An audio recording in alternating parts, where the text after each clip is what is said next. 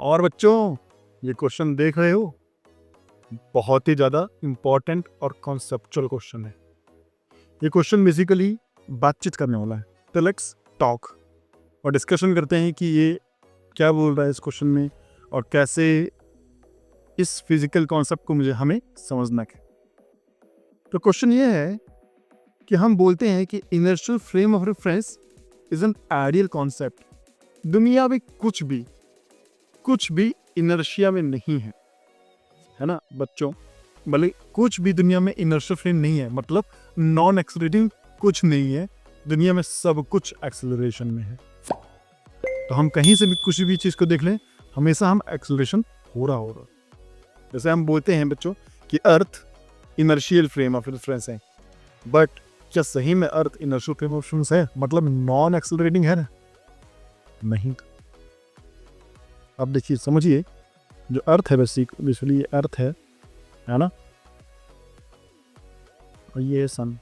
तो अर्थ basically earth के चारों ओर चक्कर लगा रही है। तो अगर चक्कर लगाएगी तो बेसिकली देखिए कर्व मोशन है, तो इस पे एक तरह का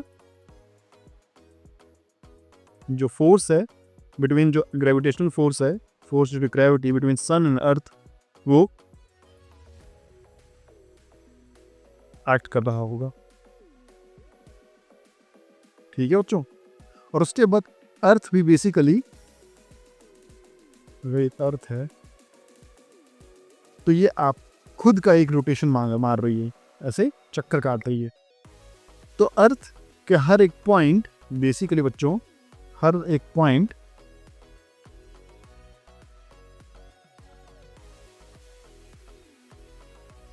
रोटेशन पे है। तो अगर पूरी अर्थ अगर रोटेशन कर रही है तो मतलब उसमें एक्सेलरेशन हो रहा है। और वैसे ही सन में और जितने भी हमारे हेवनली बॉडीज हैं, है ना, अर्थ सन मून, सब कहीं ना कहीं रोटेट कर रहे हैं और रिवॉल्व कर रहे हैं एक दूसरे के। तो इसीलिए हम कह सकते हैं कि बेसिकली ये एक आइडियल कॉन्सेप्ट है। ये कभी भी एक्चुअल में कभी भी इनर्शियल फ्रेम ऑफ रेफरेंस नहीं होता।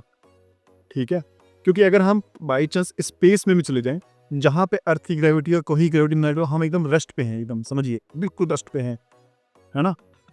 लेकिन फिर भी आप अर्थ के साथ साथ, आप जितने भी सैटेलाइट्स अर्थ पे जाती हैं, अर्थ से ऊपर जाती हैं, वो अर्थ की ग्रेविटी की वजह से साथ साथ अर्थ के साथ घूमती रहती हैं, है ना। तो जितने भी दूर चले जाओ, अर्थ का ग्रेविटेशनल इफेक्ट रहता ही रहता है।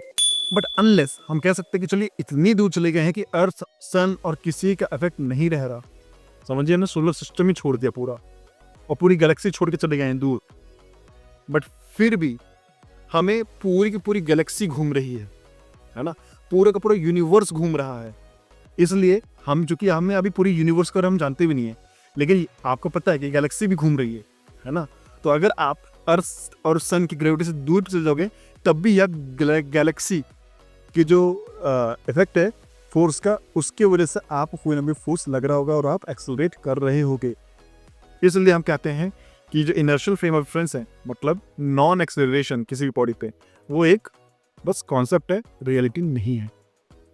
अनलेस हम गैलेक्सी को छोड़ के चले जाएं, और इवन गैलेक्सी के बाहर भी जब यूनिवर्स की बात होती है तो वो भी कहीं ना कहीं रिवॉल्व कर रही होगी, जो हमें पता नहीं। इसलिए हम कह सकते हैं कि inertial frame of reference actually exist ही नहीं करता। ये एक कॉन्सेप्चुअल थिंग है और बस एक आइडिया है। बट हम अर्थ को फिर भी इनर्शियल फ्रेम ऑफ रेफरेंस क्यों मानते हैं बच्चों? क्योंकि इसका एक्सेलरेशन इतना कम है कि हम इसको अगर कैलकुलेशन लेने लग जाएंगे तो कोई ज़रा डिफरेंस नहीं आने वाला, और हम उसे नेग्लिजिबल मान सकते हैं। ठीक है, तो इसलिए जो अर्थ का रोटेशनल फ्रेम, जो रोटेशन की वजह से जो एक्सेलरेशन लग रहा है, वो बहुत ही जीरो है, एकदम जीरो के करीब है, इसलिए हम उसको कभी नहीं लेंगे। इसलिए हम मानते हैं अर्थ एक इनर्शियल फ्रेम ऑफ रेफरेंस है। जीवन मानते हैं, होता नहीं है ना। तो हम इसको मान के आगे की फिजिक्स को सॉल्व करेंगे, क्योंकि इससे हमारी फिजिक्स थोड़ी आसान हो जाती है।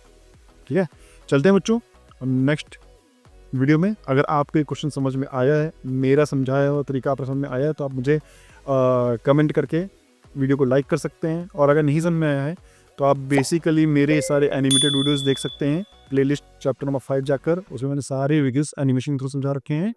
और वीडियो को शेयर कर लीजिए, चैनल सब्सक्राइब कर लीजिए। मिलते हैं नेक्स्ट वीडियो में, तब तक के लिए